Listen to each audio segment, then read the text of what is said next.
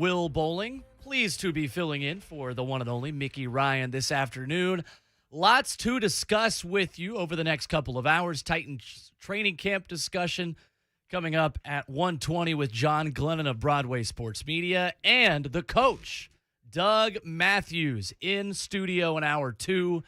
Coming up at 2:20 to talk about Tennessee Vols camp out in Knoxville and how Josh Heupel sets the standard for his team for his first camp in Knoxville as the head man. Blaine, good to see you, my friend. Hey, man. I mean, you must be good luck or bad luck. It depends on how you look at it for Kaiser. That's right. Because there's breaking news. Glenn's going to tell us about it. But I kind of go into detail a little bit because I was driving in that they're either going to release him or injured or he hurt his thumb, or is that not the case? So John Glennon, Buck Rising, both reporting that Deshaun Kaiser is out. And Matt Barkley, per his Twitter account, is in as the new member of the quarterback room of the Tennessee Titans. Oh, so Matt Barkley broke the news that he's going to be a Titan. Yes. Yeah, It was Oh. funny. We were sitting in the green room, and our digital producer assistant, Brett Batchelor, was like, "Oh, who's reporting that?" I said, Matt Barkley. It's a pretty credible source. Yeah, Matt Barkley, was he with the Bills last? Bills, the past couple seasons, started with Philly, a fourth-round pick in 2013, 19 career games played, 7 starts with a 2-5 record as a starter, and he has not started a game since 2016. Yeah. Well, I mean, he's a solid backup. He doesn't have a big arm like Kaiser, but much more accurate, a little more polished, but I think I don't know the differences between him and Kaiser. I don't know if it's the injury or just you said Kaiser wasn't looking very good at practice, which doesn't surprise me. A lot of people are saying that, but it's shocking to me because he has all the tools to be. He looks the part. He has the big arm. He probably needs to work on his accuracy and all those things, and then picking up the offense. Maybe just never felt comfortable. Because he was missing passes out there. So Matt Barkley, that's kind of his MO, is he does throw the accurate, shorter passes and is, more accurate. Doesn't have the big arm and the big, cannon like Tannehill or Kaiser or whoever else you want to put with that. But one thing that keeps lasting, a guy from the MAC, Mr. Woodside. That's right. They cannot get rid of Woodside. Matter of fact, I can't wait to see him in a regular season game. Oh, we will never see him because Tannehill will not be injured, so he will be playing in all those games unless we're blowing somebody out. Don't speak that into existence. No, There's a lot of people, knock on wood, everywhere knock around on wood. Nashville I'm not, right now. but this is not wood over here. I don't know what this table is, but so Woodside, man, he just keeps on ticking. It's incredible the continuity you've had in Logan Woodside as a member of the Titans. That's crazy. Dude just keeps trucking right along. Yeah. It's honestly impressive. So we'll get into that with John Glennon coming up here in about 10 to 15 minutes. Vols camp underway as well. How about USA basketball last night, Blaine? They figured out how to play basketball again, and now they're going to play for a gold medal. That is kind of unbelievable. I did not watch them last night, but I've been watching them. And the one thing that stands out to me compared to past U.S. teams, they don't lock them down defensively. Right. Like, they can do it for a period of time, but it Definitely. seems like their legs get tired. But that's the one thing, every time you watch the Olympics and you're talking about basketball, the defense, man, it's like they play harder in the Olympics than they ever do when they play for the NBA teams. I might actually watch the NBA a lot if they played that kind of defense there. So they're not cutting it, and maybe they're picking up the tempo to kind of eased Booker and Middleton and guys back in. That were in the championship, so they're starting to come into form. But man, it'll be a disgrace. I watched the 4x1 last night. Oh yeah, they looked absolutely horrendous, and that's not acceptable. Don't get me started. They were in like 5th or 6th, I think they got. And the guy running last, Anchor, he was absolutely horrible. Like 2 guys passed him, and then they had a bad exchange. They ran up on the guy. It was awful. This Is my world. Yeah. Well, I love track too. So right. yeah. I finished 8th out of 8, in the 100 in the final. So I could say I ran track. It was disappointing because since I saw this article the other day, since 1912, the United States has struggled with relay passes. They have every single time. I feel like. It's because they're putting guys together and they're not working out like the other countries are working together all the time. It's just, it's like correct. everything else. They're putting the basketball team together, at the end. And, meanwhile, most of those teams are bringing just one or two guys in that were maybe in the NBA, and then the rest of the time their teams have been playing. So that's what happens with the relay. That's why they always have great transition and passing the stick. They're always in the hunt to win it. And, man, that was disappointing. That was it really was. It was. I was a little perturbed, to be honest. You had a guy in I can go in the weeds with this. I'm not going to. But you had a guy in Fred Curley, who's the silver medalist, who's a 400 guy. Yeah. But they still had him passing a baton. And they asked a couple of the guys after the race if they had practiced a whole lot. And they said no. Like, no, we just kind of, got here and that was pretty much it. Like, what? Yeah, they practiced I think some miles away. Right. Here was the exact quote. They were at Fred Curley, asked how much they had for this event how much they had practiced for this event coming in. Fred Curley, the second leg, said, don't know. And Ronnie Baker, one of the other runners, said, not much. U.S. was the best team on paper in this Olympics. Jamaica has won the last 3 gold medals in the men's 4x100. They don't have Usain Bolt finally. This was the U.S.'s chance to finally win a 4x1, and they, again, have trouble with the baton on the second relay exchange, and now they can't even run in the final. Yeah, well, the second exchange as well as the anchor leg guy wasn't up to my snuff. When guys are passing you, 2 guys pass them. If you go watch it, and I was like, wow. The last guy is supposed to make up all the difference for all the faults that happened, and he definitely was not that guy because they could have still got like 4th and maybe, even possibly, bronze, but it just didn't happen. They didn't have it. They were so perturbed when they interviewed him afterwards. Oh, they were not 3 of the guys didn't even speak, and one guy just said, I gave it all I got. He was the lead guy, and he said, I did a great job, nothing against any of those guys, but he said, I'm a little pissed off right now. And then they were trying to go to the other guys. The other guys started looking off in the air and everything else. They said, okay, let's go to break. A relay team. I've done that job. Ooh. It's weird when you're interviewing 4 guys at once, and you have to have a different question ready for each of them. It's one of the weirder dynamics I've had as an interviewer on TV or just for a website or anything, interviewing a relay team. And that's a harder job than people think. Yeah, no doubt, because you always want to start with the guy who starts and then the guy who finishes at the anchor, and then you're trying to ask questions with the people at the second and third leg. Keeping track of 4 different storylines to ask about. It's strange. I do like the fact that when I'm trying to get ready for bed and which for me is like 11:30. We really want to know this story. No, it's like hey, there's live track and field. Like I'm going to sleep last night watching the first half of USA Australia. Like I've complained a lot. I feel like a lot of people have complained about the Olympics this year in the way it is completely on the opposite time zone of us. So we're going to sleep in America and they're just getting started for the nighttime session and prime time in Tokyo. And then opposite is, oh, hey, great. What's on the Olympics right now? I'm, starting my day and it's middle of the night in Tokyo.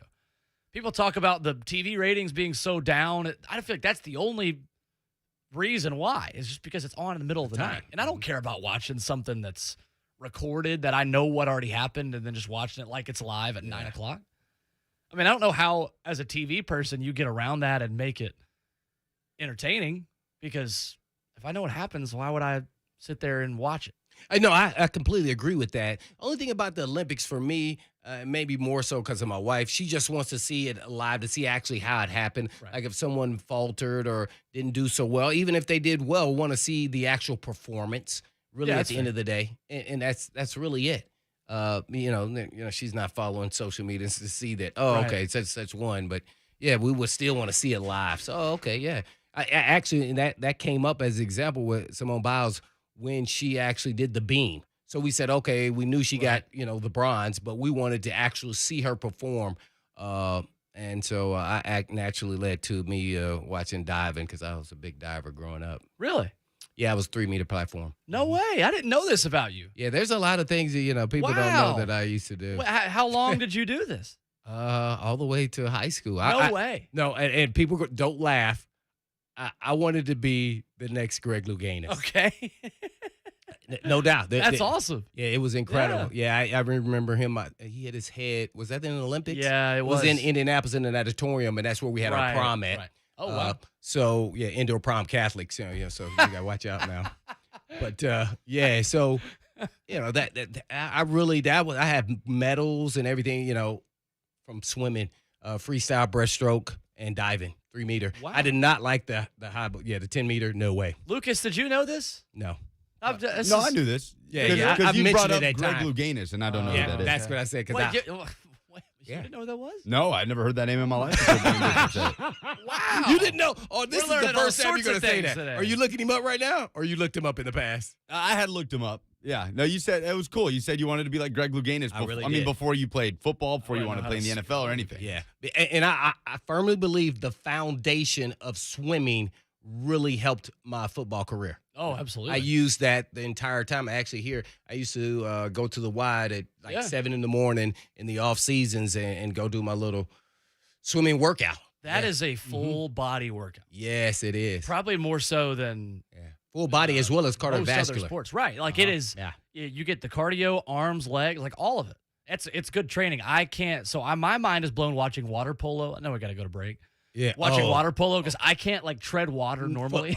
But no, I can tread water. But for how long they're doing it, for and how then long with they do people it? pushing on them and stuff, Like, that's hard. It's the way they explode out of the It's water hard. for a Yes. shot or a That is save. really Like they hard. just rise up. I'm like, there's no way that they're not launching themselves off the floor of that pool. It's I incredible. feel like they are like, no, he was touching the bottom of the pool. Right. But they're not, man. That's pretty impressive, by the way. I can't jump that high just playing like pool basketball in a 4-foot pool. And they're out here just skying into the air.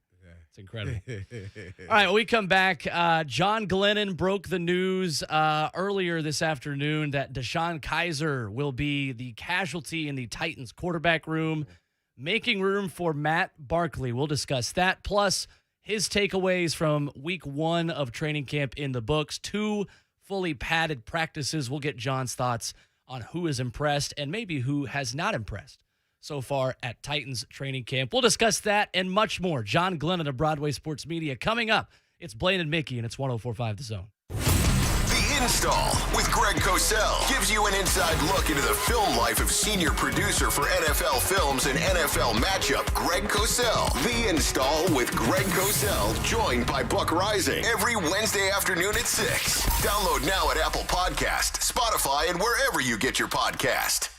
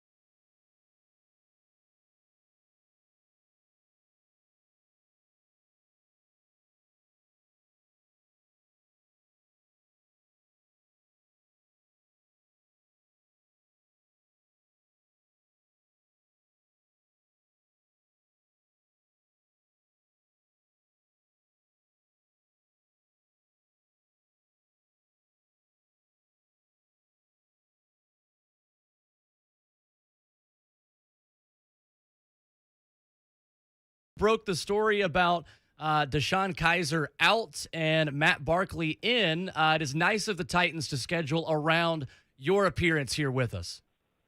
It was very nice. I called them this morning, said if anything happens, I'd like it, maybe within the hour before going on. They passed it all the way up the chain. Everyone agreed, signed off, and boom, there's the transaction. So here we are. Here we are, absolutely. What can you tell us about the addition of Matt Barkley? I know we've run through a little bit of his resume and what he's done in the past, but was this a surprising move, or did you expect the Titans to make some sort of change given the way Kaiser has looked in that quarterback room? Yeah, it's not unexpected in that regard. I think they obviously liked what they saw from Kaiser, on the practice squad last year. That's why they signed him to a futures contract. And, I think he did some decent things in the spring and the OTAs and so forth, but it just wasn't happening. During the first week of training camp, he did have his chances. As Mike Vrabel said, there were times, where he intentionally gave Kaiser, kind of more reps than Logan Woodside, with higher personnel just to give him a bit more of a chance. But I think we saw, too much hesitancy, too often from Deshaun Kaiser.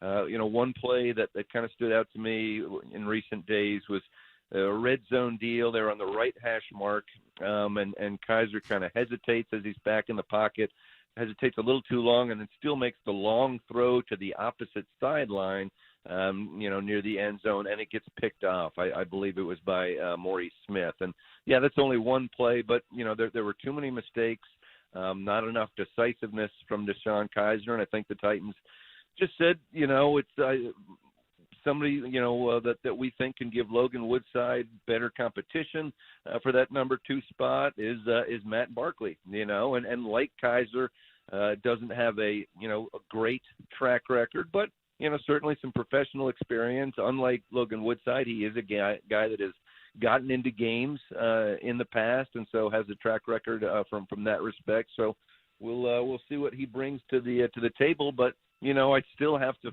favor Logan Woodside in this simply because of his experience in the system. He's been there for 2 years, and I think it's pretty clear that the Titans like what they see from Logan Woodside. The only question, that remains really can't be answered, unless he makes the team and there's some type of injury to Ryan Tannehill, and that's how he, plays in a real NFL game. Well, and John, too, that's the biggest takeaway I have from this is how impressive it is how many other quarterbacks in this room that Logan Woodside continues to outlast. It's incredible to think about the continuity he's had within this quarterback room and how, regardless of whoever the Titans bring in, they're obviously seeing something in him that they like well enough for him to kind of be the survivor every time this rotating door of a third quarterback comes in.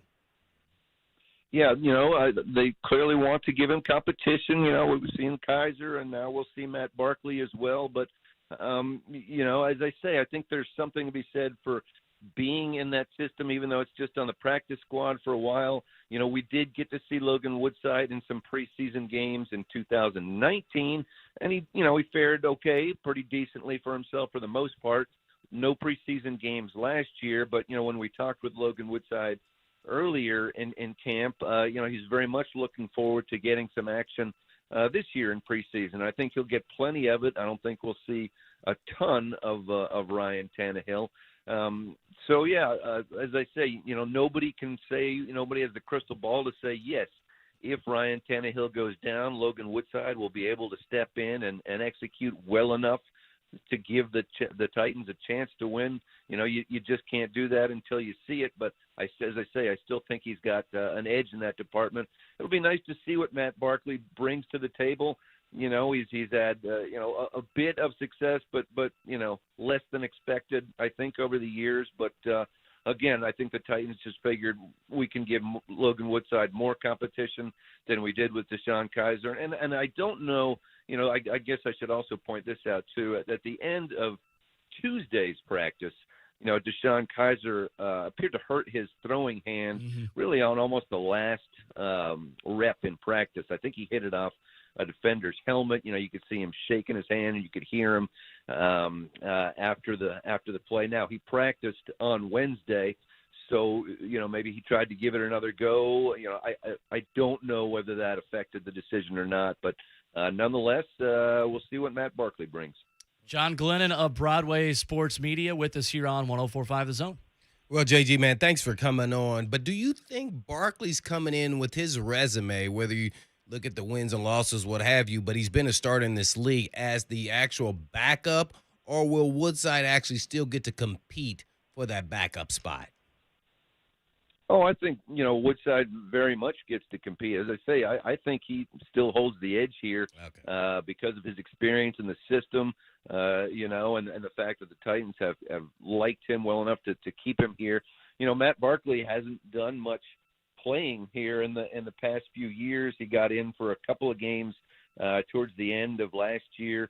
In terms of the last time Matt Barkley made a start, you have to go way back to 2018. He's had one start in 2018, so he hasn't started a game, in the last two seasons, and he's only had 7 starts overall. So it's not like he's gotten an incredible amount of experience on the resume.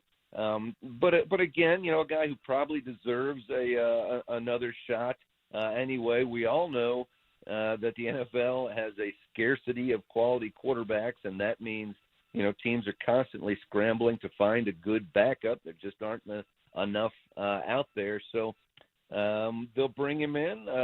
They'll give him a shot, and if I had to put money on it, at the end of the day, Logan Woodside is still going to be the number 2. Yeah, representing the MAC conference there at Toledo there. I'm excited about that. But does the offense look a little bit different, than last season without going into any details? Or do they look like they're running the same offense? I know Henry hasn't done much there with the team, but I'm just curious because I was only out there yesterday, and it just seems like they've kind of made a few tweaks. I know even the cadence was a little bit different too. Yeah, and I think that's why, when you speak of the cadence, I think that was part of the reason anyway. We were seeing some exchange problems, earlier in camp. That and the fact that, Munyer was filling in for Ben Jones one day. I think that contributed to that as well. I'd say there have been some tweaks. It's hard to get a real sense, though. We haven't seen Josh Reynolds out there since day 2. We hardly saw Julio Jones get involved in any team drills before, he gets banged up there, and the Titans are going to be patient with him. Of course, Derrick Henry's had very, very few team reps. So it's a little bit hard to get a sense right now of exactly how it compares. But you have to assume, that with a new offensive coordinator, Todd Downing, coming in there, he's going to want to make some tweaks of his own, even though clearly last year was a very successful system. But you do have to adjust, I think, most importantly, to the change at the tight end position, and how you're going to work that. Jonnu Smith was a guy who could come in there, who could block, who could catch passes. And now you have a little bit more, of a challenge at tight end. Is Anthony Ferkser a good enough blocker to be out there and be able to catch passes a lot of the time? Or, do you have to work 2 tight ends in there? Do you have to have Jeff Swaim in there more regularly because he'll be a blocker? So, still some questions to be answered, and I'm sure we'll see a few differences along the way. Well, I was out there at practice, but I actually missed this play, and that was the Brady Brees hit. Kind of take us through that and what happened. Was it really, worth getting thrown out? I know the coach threw him out, but was he just really trying to err on the side of caution and trying to bring awareness to the other players? Hey, we need to protect one another. Yeah, I wasn't far away from that, and I saw it, and I was like, well, that's not the smartest play in the world, Brady Brees. But I didn't, immediately see and say, wow, that guy needs to get tossed. But I don't think Mike Vrabel was taking any chances either.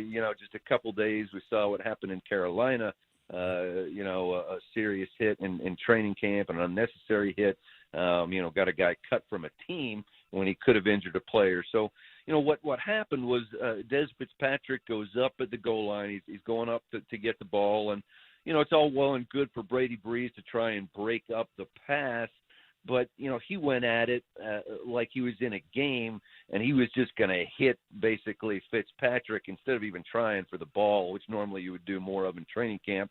And it wasn't like he cleaned him out, but he did, hit him upper body in the air, and knock Fitzpatrick down. And Mike Vrabel wanted none of that. There was a lively volley of words from Mike Vrabel. And before you knew, Brady Brees was trotting towards the locker room, and practice ended, I think, just like a play or two later. But afterwards, Mike Vrabel said, I know he's a young guy. He's trying to make the team and do what he has to do. But still, you can't take a risk like that. And he said, hopefully Brady Brees will learn from it, which I'm sure he will. What do you think the odds are on Brady Brees making the roster? Yeah, I think that's a question mark. I think, I did a 53-man, even before they reported to training camp, and I did not have him on that 53-man projection, which I did. What may help him is Dane Cruikshank, who's a very good special teamer, we know, and plays from time to time in the defensive backfield. But one problem with Dane Cruikshank is injuries. A lot of injuries, over the years he's been with the Titans, and right now he's out again for the last couple of days. Some type of injury is keeping him off the field. So maybe that helps Brady Brees get some more reps in there. And, Brady Brees is going to have to be one of those guys that, in preseason games shows he can excel in special teams, and maybe if he gets a foothold on special teams, then maybe, a year or two down the road, he's showing also he can contribute on the field as well. But, odds are kind of so-so, I think, for a 7th-round draft pick to make the roster. So I don't think he's a lock by any stretch. You've got Matthias Farley, the free agent signed at safety, and you've got Cruikshank, backing up the top two. So, yeah, Brady Brees, I think, still has his work cut out for him. We're on with John Glennon with Broadway Sports. John, keeping things in the secondary, two guys, of course, that need to have big years and big training camps, Armani Hooker and Christian Fulton. Two guys that have certainly stuck out to me in spending the last week and a half, I guess, at the end of this week at training camp. What have you made of the way those two guys have played so far? Yeah, for the most part, I've been impressed. Fulton had a great day. Of course, earlier in the week, he picked off Ryan Tannehill once, and honestly should have had 3 picks in that game. And I believe all three would have come off Tannehill as well, but he couldn't hold on to a couple of them. So I think he's much improved from last year. And I think one of the reasons, honestly, is I think he's probably playing much more on the outside this year, which was kind of what he did in college, kind of his comfort zone last year because of the personnel the Titans had. They were basically turning him into their nickel guy, which maybe he would have gotten eventually, but that was not what he had a big, what his experience was in college. So I'm sure that contributed to his struggles. The COVID did, the injury. But now, we asked him just the other day how much a real off season has helped him. And he said it's been a big difference coming into this year, being able to go through OTAs, being able to go through mini camp. I think there's a higher level of confidence. So he's been doing pretty well. And I think Hooker is a smart guy. He's made a couple of nice plays on the ball, had an interception himself. I think he's going to be a good one. We saw that last year. Really in fairly limited time, he had those 4 interceptions. And I think the more he is out there, the better he's going to be. And Mike Vrabel mentioned it earlier also. He's stressed having his guys know the entire defense, not just what their own roles are, but what the entire defense is supposed to do on plays. And he said Hooker is getting better and better in that regard, recognizing what's going on all over the field, as opposed to, hey, I'm so concerned about what I'm doing now that I'm a starter. I can't afford to worry about everybody else. He's starting to get that bigger picture out there. Well, and John, too, I know that so many people at the corner position are going to ask, hey, what's Caleb Farley doing? When's he going to be in that starting rotation? When is he going to be getting these team reps with Jackrabbit Jenkins and with Fulton, and it makes the conversation so interesting when Fulton has had a pretty good camp so far and had that one just exceptional day that you're talking about. So all that being said, what is a realistic timeline for Caleb Farley to get integrated into that group and to start getting more team drills versus just getting integrated in these individual periods? Yeah, he's done well so far. It's been light drills for him so far, just kind of individual things. I would suspect that continues.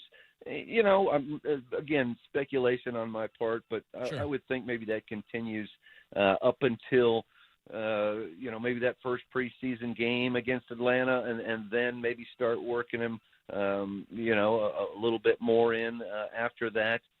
Because we also have to remember, obviously the other things, one with a rookie is that he's making the transition into the NFL.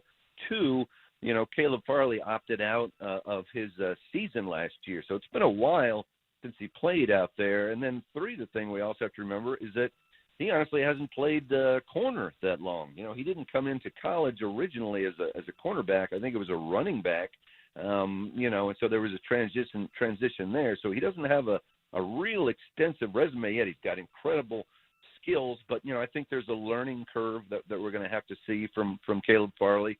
And maybe that takes a little bit of time, and maybe if you're, depending on how things go, maybe Christian Fulton is a starter on day one across from Janoris Jenkins. Maybe Farley comes on. We'll see. But I do think that there's going to be some time that Farley takes, not from as much from, skills standpoint, because we know what he brings to the table there, but, probably just a little bit of a learning curve, I think. John Glennon of Broadway Sports Media with us here on Blaine and Mickey, 104.5 The Zone. Yeah, JG, man, we've seen Tannehill, have some good days, bad days, but, man, is it just because the defense is that much better than the last, let's say, couple of years? That's a good question. I've been surprised. I don't think we saw any interceptions yesterday, but certainly, in the days previous to that, I've noticed more interceptions and certainly more interceptions from Tannehill than I'm used to seeing. And I suspect, we're probably seeing a few things there. One, as you mentioned, the defense, I think they're using maybe a little bit more of an aggressive approach this year, less space given to receivers. I think they're willing to take some more chances maybe than they had in the past. I think we're seeing a little bit of that.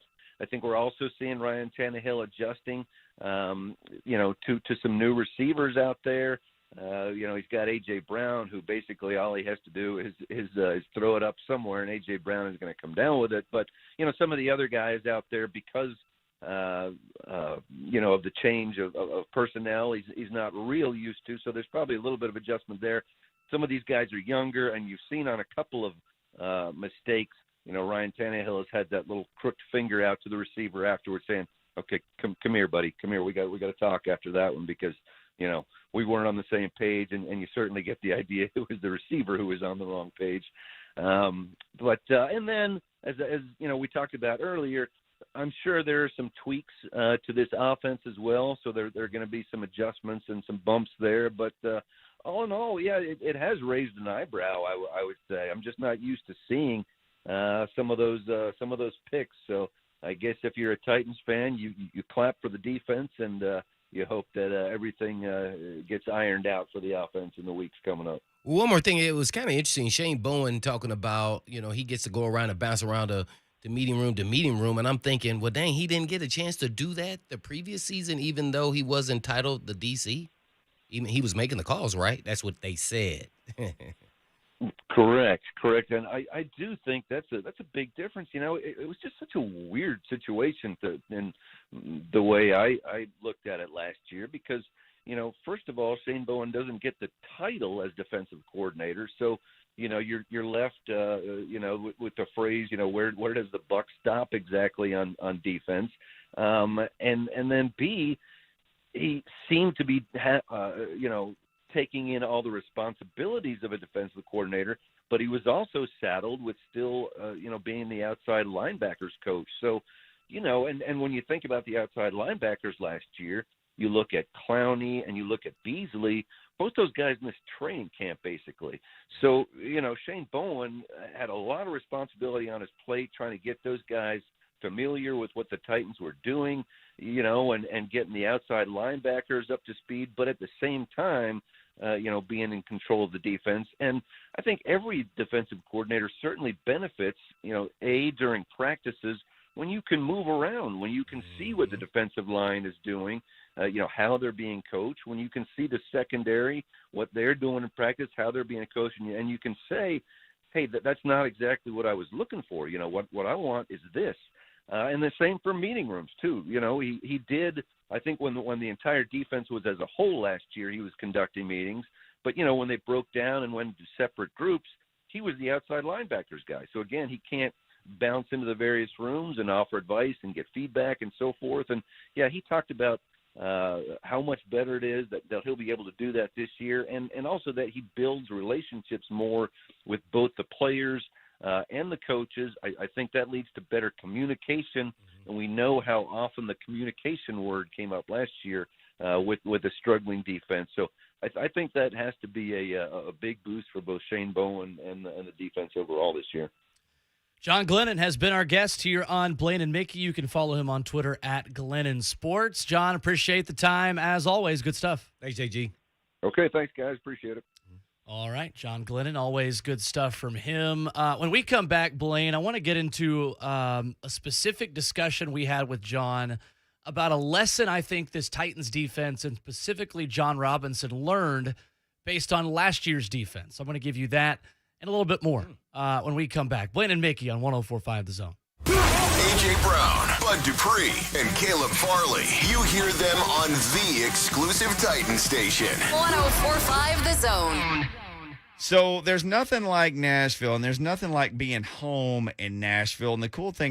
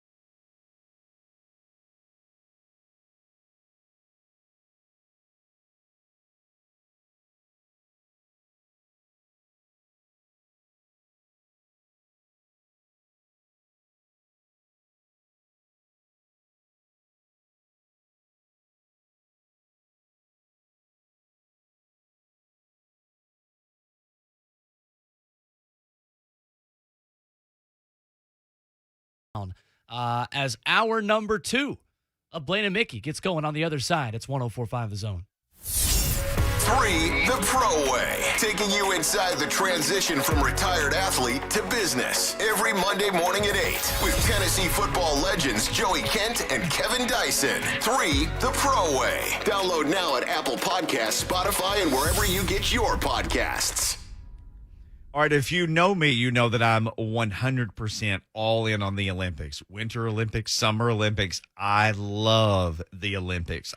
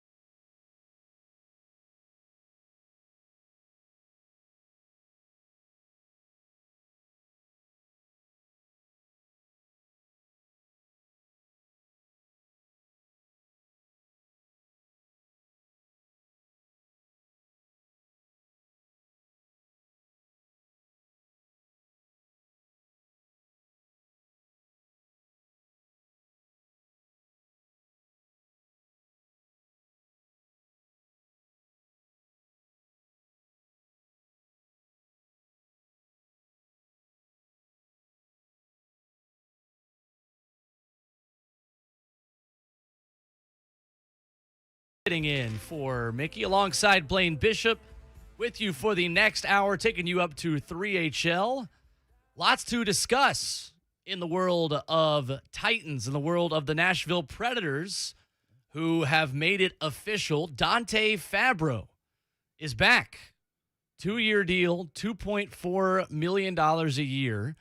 A defenseman who didn't do much last year, especially in the playoffs against the Carolina Hurricanes, officially back. That news breaking about 15 minutes ago on Twitter per the Nashville Predators. Blaine, lots of Titans discussion today.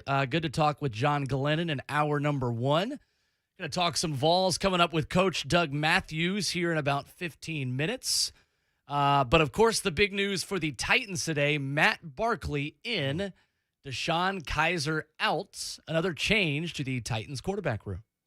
Yeah, that's, kind of interesting. We're hearing, I guess reports that Kaiser kind of messed up his hand, throwing hand, and then still practice the next day. And then all of a sudden he's out and Matt Barkley's in, reported by, Matt Barkley. That's right. It's a good source. Yeah. So I don't think a lot of people are surprised. I know everybody's saying Pfizer wasn't doing, so well at camp. But, man, he has a lot of upside for me.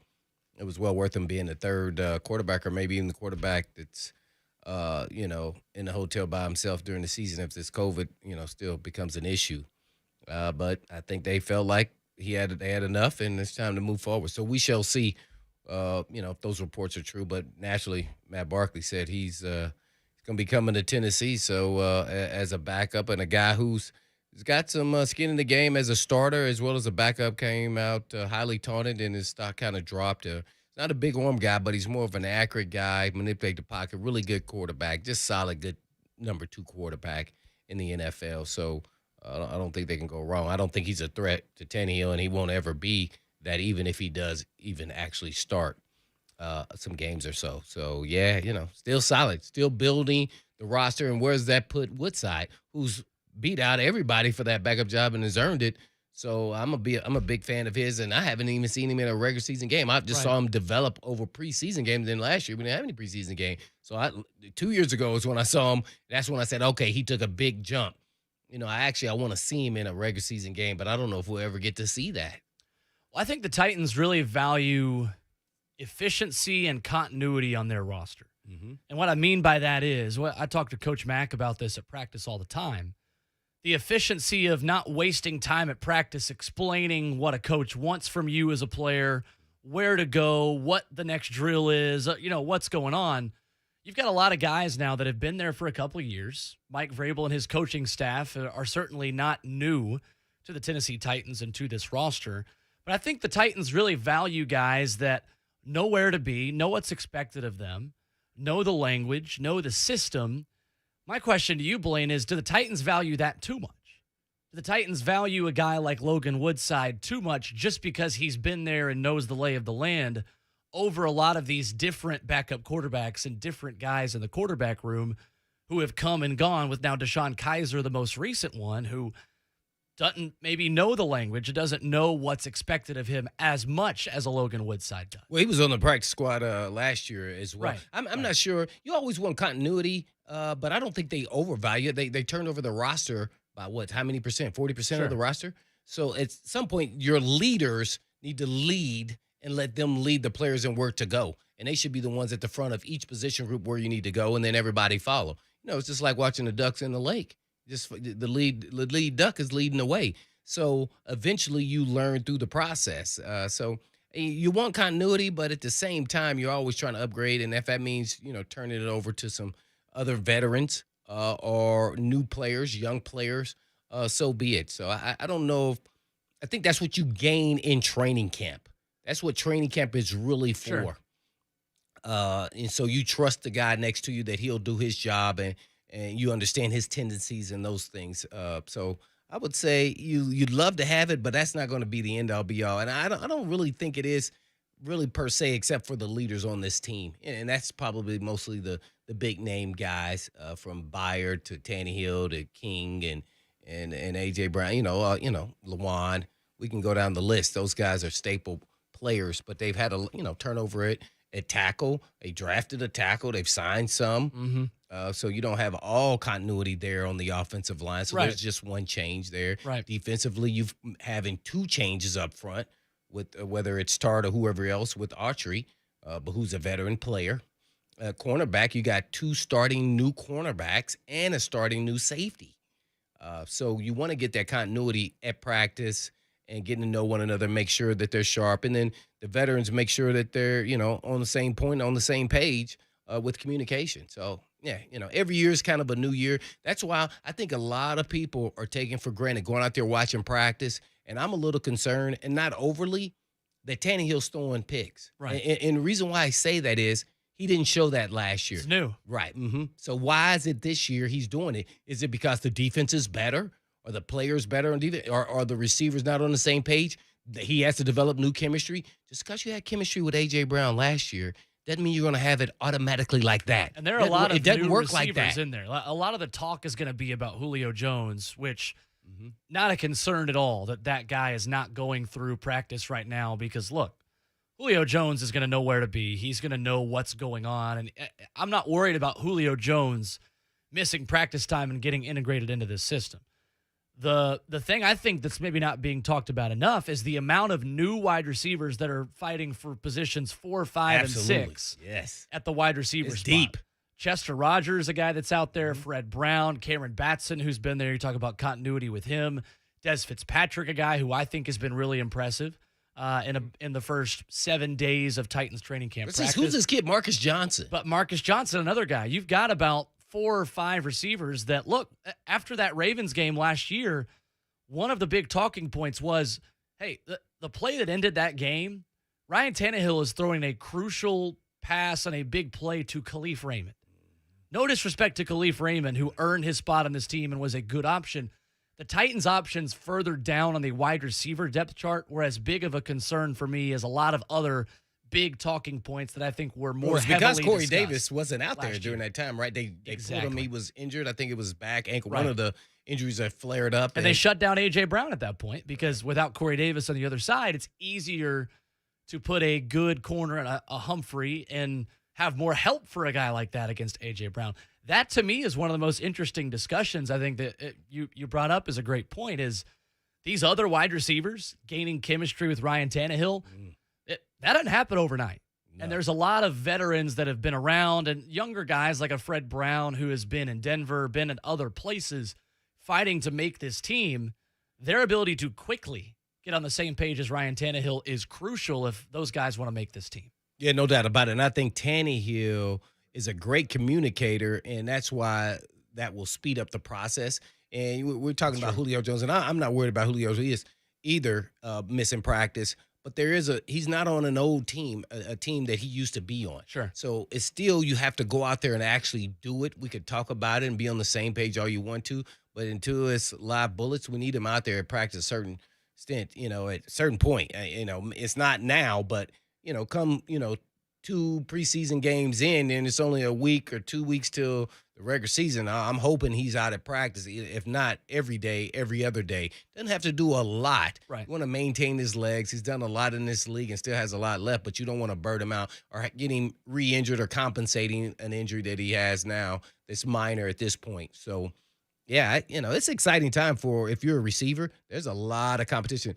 A lot of opportunity. Yeah, well, opportunity leads to, they always talk about iron sharpening iron. So we shall see. What's the one kid whose brother plays for the Seahawks? I like him too, Hollister. Yeah. I really like the way he runs right, and I like his has size. That continuity too. Yeah, I really like him, and yeah, he's been here. He's been on the practice squad. I want to feel like he's got a shot. Absolutely. Lots to discuss there. We will continue doing that over the course of our final hour here. But coming up next, Blaine, it's time to transition and talk some Vols. Coach Doug Matthews, always love talking to Coach, will join us in studio next. The biggest thing Josh Heupel needs to achieve in his first fall camp with Tennessee. Plus, defensive coordinator Tim Banks had a quote that Lucas Panzica and I discussed on the Ultimate Tennessee podcast here at The Zone that I think is very interesting and tells us the kind of strategy Tennessee has to have defensively in order to be successful with a quick strike offense? We'll run all that by Coach Matthews. Coming up next, it's Blaine and Mickey, and it's 104.5 The Zone. Need a Titans fix? Bam! Just ask Alexa to play 104.5 The Zone. Your home for Titans football and the flagship for Titans radio. 104.5 The Zone.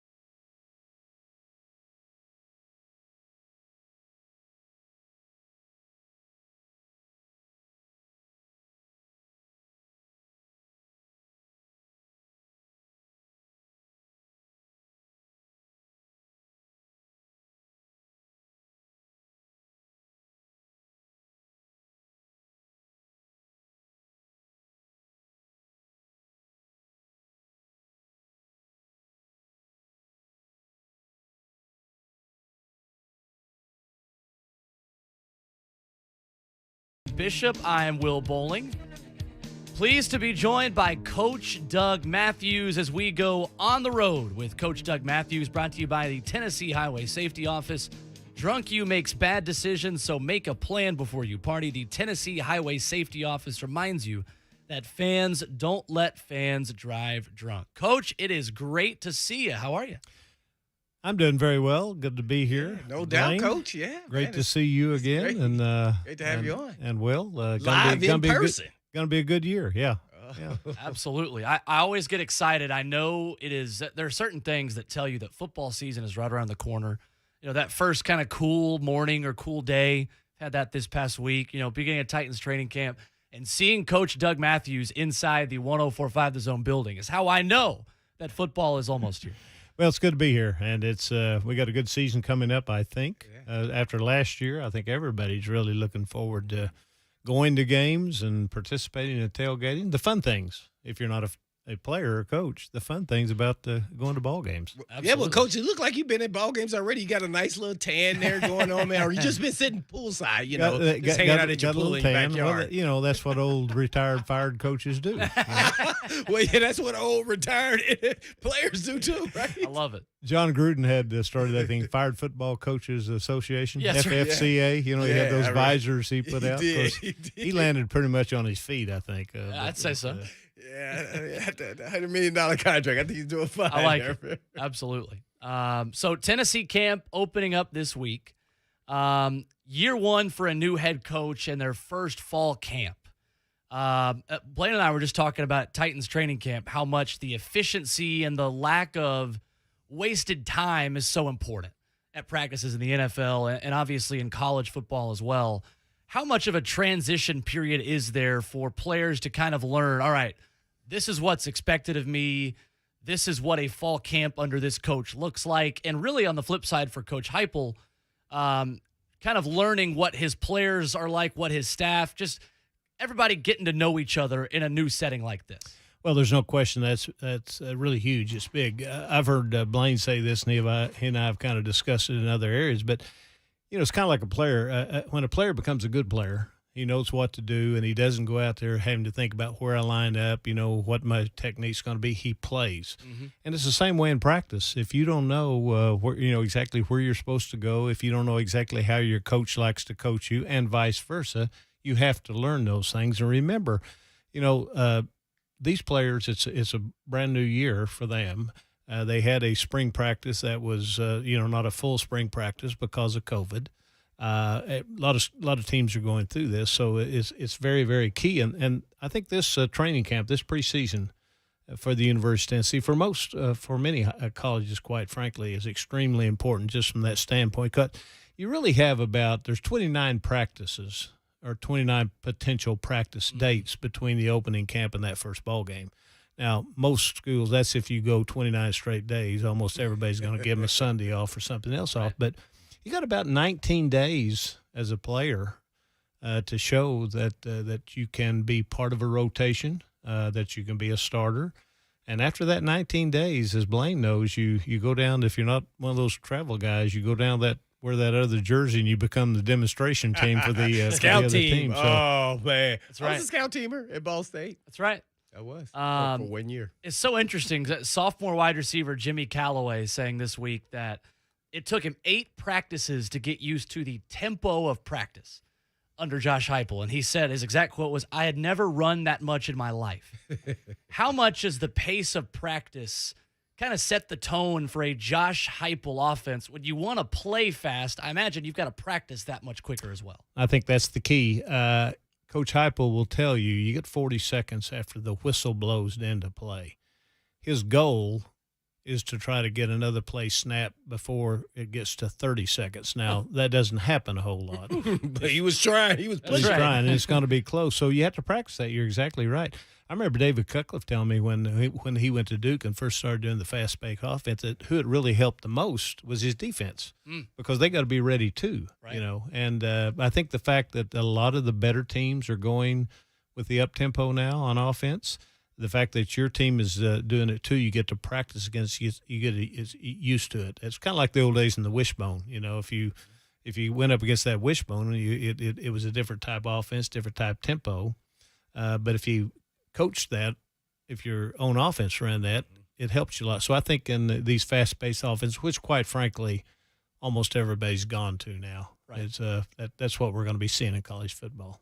Coach Doug Matthews on the road with us, presented by the Tennessee Highway Safety Office on 104.5 The Zone. Well, Coach Doug, man, with that being said about the hurry-up offenses, I'm always intrigued on what style of defense is best to offset that kind of offense.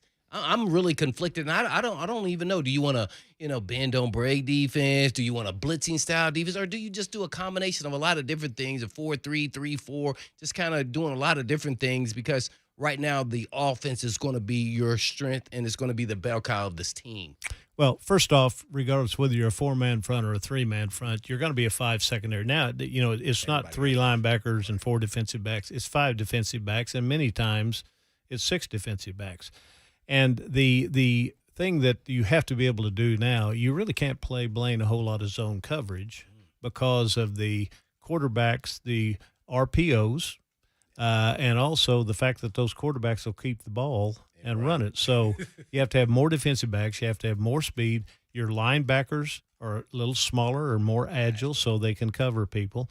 One of the big differences between the NFL and college football is the fact that even though there are some quarterbacks now that run, you don't have to count. When you were playing with the Titans, you didn't have to account – a secondary didn't have to count for a quarterback running. Well, that's not true in college ball. I mean, all these guys can pull the ball down and run, and it makes it much more difficult on that. And defensively, I think any defensive coordinator will tell you now, it's really not about points that the other offense scores. I mean, it is, but it isn't from this standpoint. It's about getting off the field 2 or 3 more times on defense than the opponents do, because everybody now is moving the football. Everybody's scoring points. I mean, if you can't score 30 points on offense now, you're probably going to be a sub-500 team. So that's what's changed, where I as a coach, you as a player would try to keep a team under 20 points, under 3 touchdowns. If you held someone to 15 points, you're probably going to win.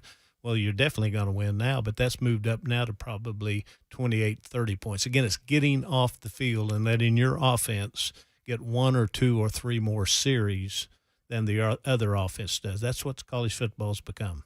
Well, Coach is about to educate us on how to handle, Coach Doug Matthews, how to handle deciding the starting quarterback. Take us through the rotation. What are you looking for? Sometimes it's not the guy with the biggest arm, maybe the guy who everybody follows as a leader. I don't know. How would you go about this process, and when would you make a decision, or would you make a decision? Would you go into the season with 2 guys in mind and kind of rotate them and have a package maybe for a 3rd guy? I don't know. How do you approach it? It's so delicate to me. Well, just in theory, we'll talk about Tennessee's situation, but you have to – your quarterback is certainly going to be the leader of your offense. No matter – you could have all seniors and a sophomore quarterback. Your quarterback is the leader of your offense, and many times it's the leader of the team, so you have to have that part of it. And then the style of offense that Coach Heupel is playing up there right now, you got to be able to throw the football, and you got to be smart on where you go with it. Up there, here's what I'm seeing, Blaine, and I'm just adding 2 and 2 on some of this, and hopefully coming up with 4. But he had 4 quarterbacks in spring ball. Right. One of them, a freshman, wasn't out there, but that freshman left. He didn't recruit any of those players. After spring, Coach Heupel believed that he needed another quarterback, and he brought in Joe Milton from Michigan. Now, what does that tell me? That tells me that he probably wasn't happy with the quarterbacks. Now, that may not be 100% right, but I don't think he had 3 underclassmen. You know you're going to lose 1 or 2 of those as soon as you name a starter. But he felt like he needed to bring in another quarterback. So that tells me if Joe Milton can come in and perform like they think he can, that he probably will have an inside track to that job. Now, having said that, it well could be one of the other 3. Herndon Hooker came in from Virginia Tech.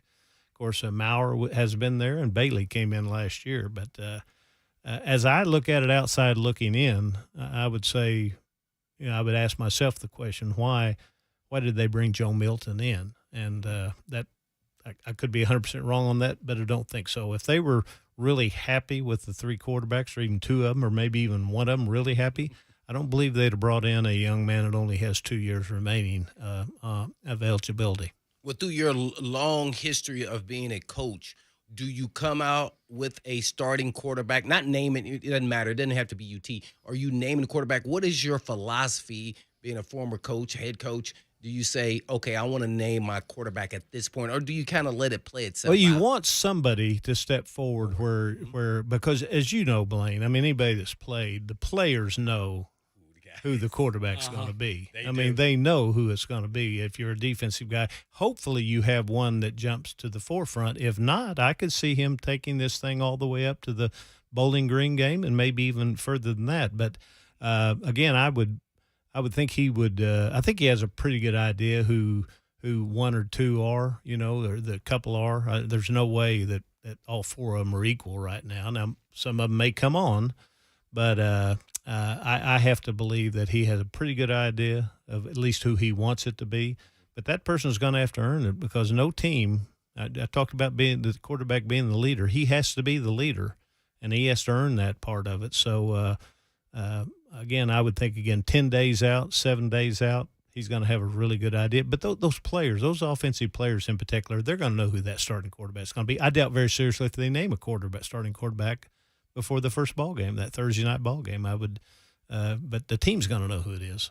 No doubt about it. I know Will wants to go into a lot more detail. I want to ask one more question, offset of UT, and it's just the SEC, and that is your thoughts on expansion and possibly being Texas as well as Oklahoma, regardless of Clemson and Florida State denied that they, reached out as well. But what do you think is going to happen here and moving forward with your knowledge in the game for so long? Well, I've really tried to talk to a lot of people about this that are knowledgeable in it. There's no doubt that Texas and Oklahoma are going to be there. They have their Board of Regents has voted to apply. The Southeastern Conference has voted to accept. So the only question now is, when is it going to happen? Contractually, it should not happen until after the 2025. I'll be greatly shocked and very much surprised if they're not in the league by 2022 next year. Obviously, they can't be in this year. I'd be very surprised. I think it's great for college for Southeastern Conference football and for football in general.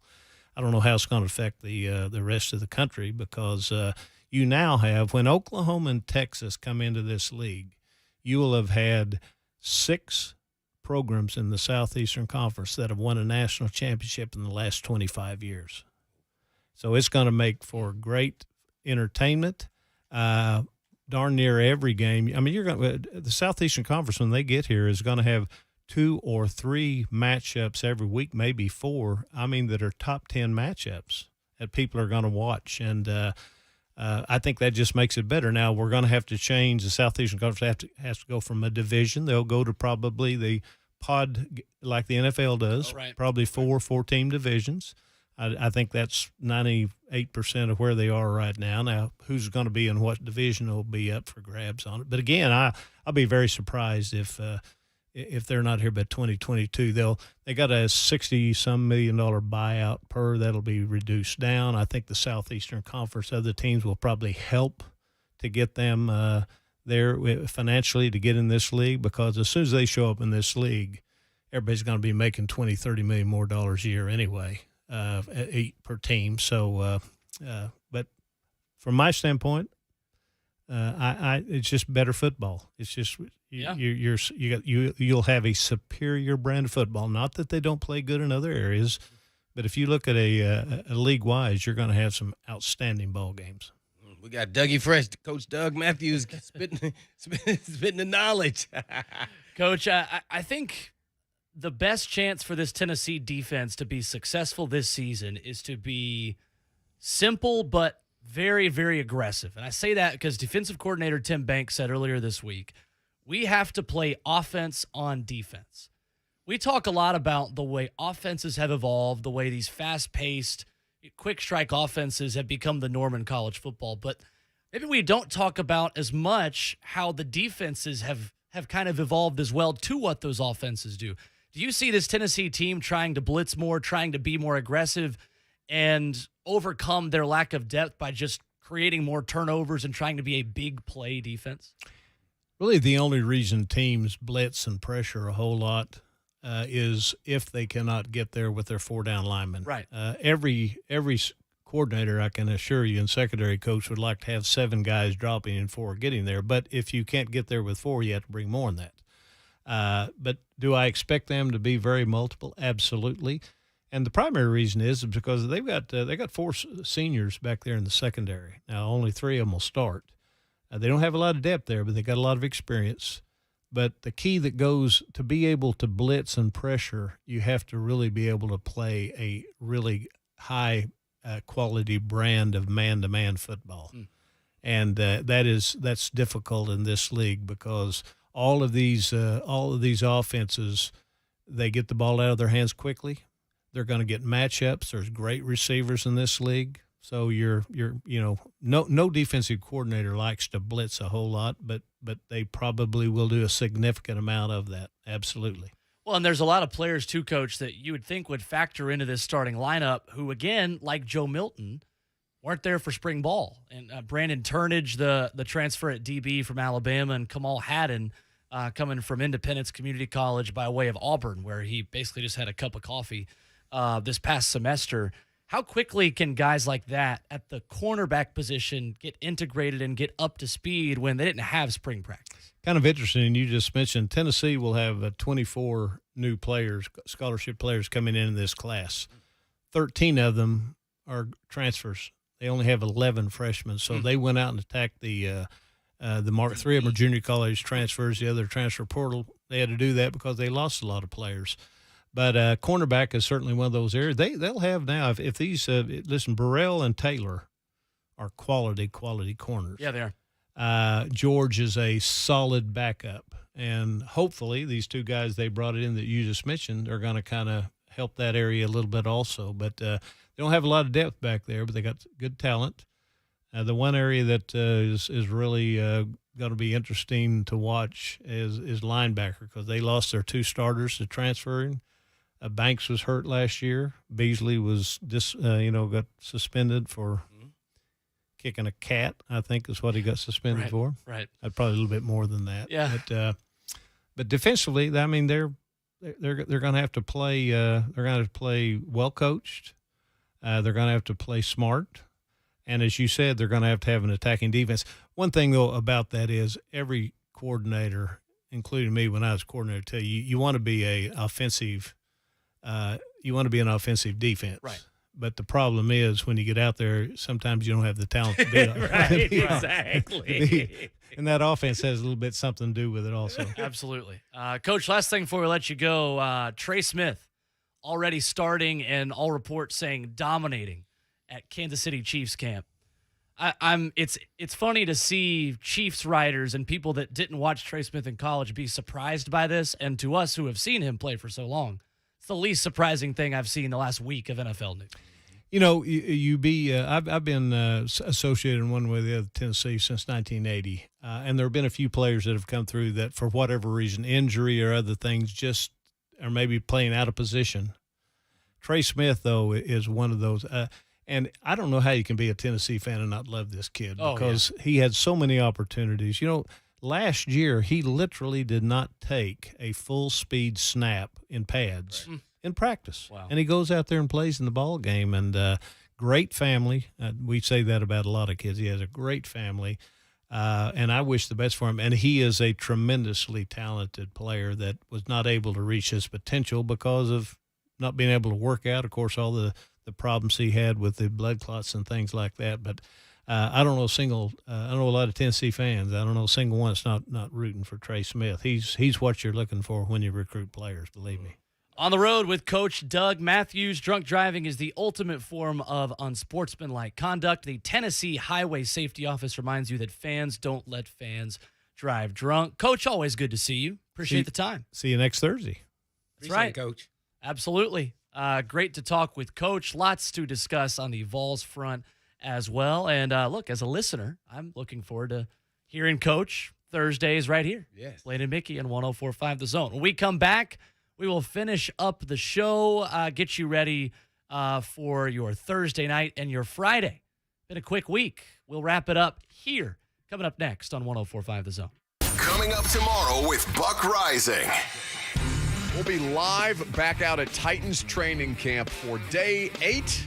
Chris Jackson, Titans defensive back, will join us. Coach Dave McGinnis of Titans Radio will be there as well. The Buck Rising Show. Tomorrow, 10 a.m. to 1 p.m. on 104.5 The Zone.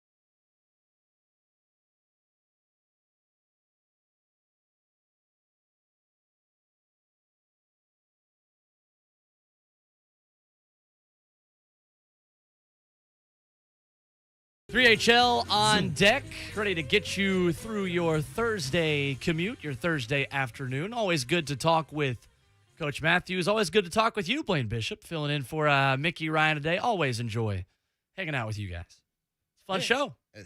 Feelings mutual, man. Yeah, Absolutely. I feel like I've seen you 2 days in a row, man. I don't know, That's right. man. It's not going well. Yeah, I know. Titans with a roster move here at the end of the show. Veteran offensive tackle and guard. I'm going to butcher this name. Brent. Well, better you than me. Quavale? Lucas? Oh, wow. Why do we Question mark. It's spelled Qvale. Lucas is not. Lucas is actually, you're not our translator? Lucas is in the hallway talking with somebody in the green room right now. He's not talking. I'm going to wait for let Lucas be able to get it for you. Anyway, former Texans offensive lineman staying in the division with the Titans. Brent, we're going to go with Quavale. Roster move by the Tennessee Titans here at the end of the show, courtesy of Ian Rappaport, not official.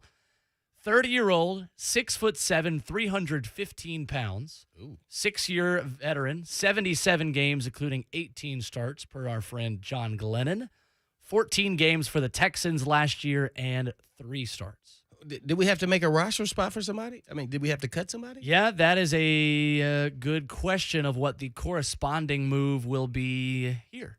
And then wait and see. And then taking it another layer in the question box is, why an offensive lineman? It's an interesting move. Or are they going to make the rookie second-rounder move to guard and stay there and not have him focus on that and not tackle, where they've been kind of moving around where they need him with some guys getting nicked up here or there? And is that slowing his, progress as a player? And say, hey, if we leave him in one spot, maybe he can develop a little bit faster. I don't know. Brent Qualley. That is the pronunciation. Brent Qualley, the newest Tennessee Titan per Ian Rappaport. I was asking Buck Rising this earlier because Dylan Radins, as he gets up to speed in this Titans offense, a little bit of a slow transition for him over the past couple of days. That is a big tackle listed at 6'6", 301. Some of these smaller edge rushers, specifically Ola Adaney at practice the other day, able to kind of use their speed to get around him. I think Dylan Radins has a little and their smallness. Right.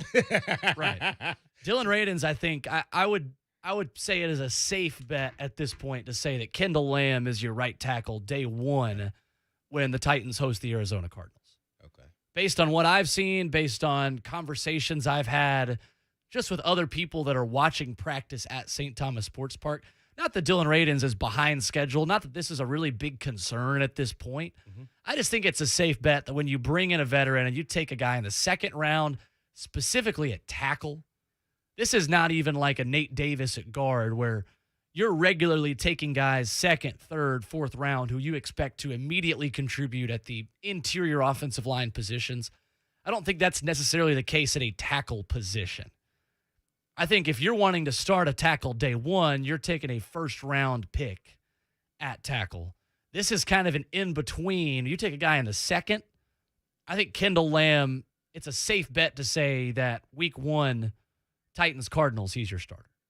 I think what you're saying is true in a broad brush, but it just depends on the development of the player. Let's say you get a guy, we just talked about Trey Smith going in the 6th round, whether he deserved to go in the 6th round or not. He should have been a high draft pick. But you can get an offensive tackle and go 3rd or 4th round. Let's go John Runyon. I think he was a 3rd or 4th rounder. If he's prepared to play at this level and they stick him at one spot and he learns all the verbiage and gets all the knowledge and is technically sound already, you just got to tweak him a little bit here and there. You got to think about it. Radins only played one game last year, and he was playing at really 1AA. Let's give it that. I don't know what they want to call it, but so it's so he has to develop over time and become a technician. So I wasn't expecting him to start right away. Maybe some people would be, but I always want to go with a veteran, and because it's where your team is at right now. If you're trying to, and that's the whole reason behind the kicking game for me too. Was if you're thinking you're a team that's going to push for a Super Bowl run, you got to have experience at certain positions, and you can't be relying on a rookie unless you're going to go with them all in at the beginning. So I'm thinking about that as a tackle. as well as a kicker or any other spots. I want veteran guys to have experience. If not, you must trust in them and believe in them a lot. So throw them out there right away. One thing you like here as well, Brent Qualley, a guy that has played tackle and Qualley. guard in his career. Watch this. Where'd he go to college?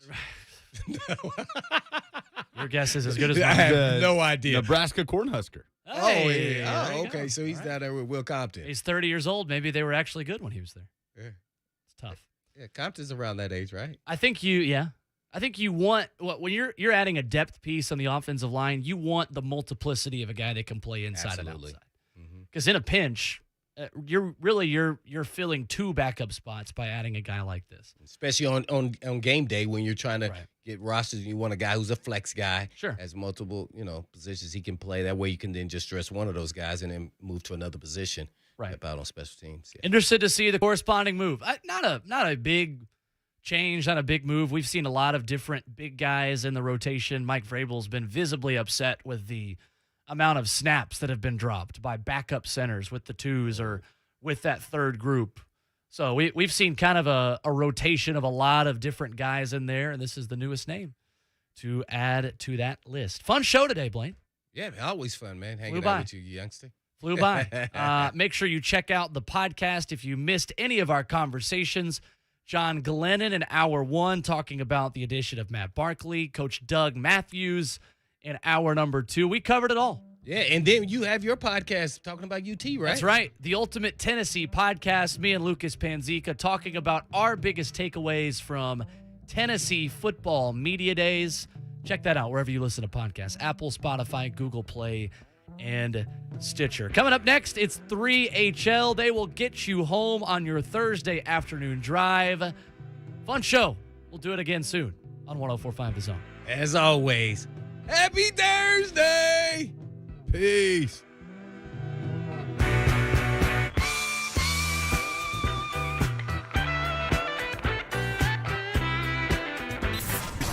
Stream Titans opinion on all your devices. It's the 104.5 The Zone app. Your home for Titans football and the flagship for Titans radio.